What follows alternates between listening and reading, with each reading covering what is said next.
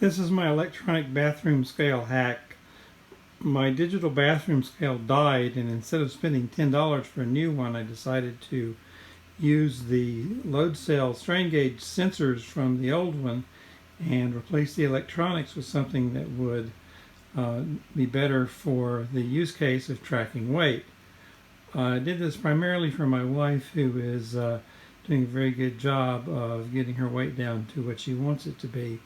But I'll show you with my weight. So here we have the control box, which is set up on the wall at eye height, so you don't have to bend over to squint at the numbers when you don't have your glasses on. Here is the old bathroom scale with the electronics replaced by an inexpensive load cell amplifier that you can buy for less than $1 from China. That is cabled up to a microprocessor with a small display, and the way it works is you press the button and it starts to compute the 0 point. Now that it's ready, I'll step on the scale and it measures my weight.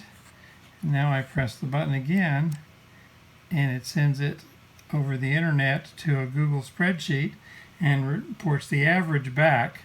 That average is just a moving average of the weight over a period of time.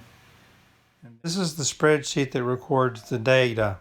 The weight is sent over the web, and then a new row is added to the spreadsheet automatically, and a new average is calculated and sent back to the device for display.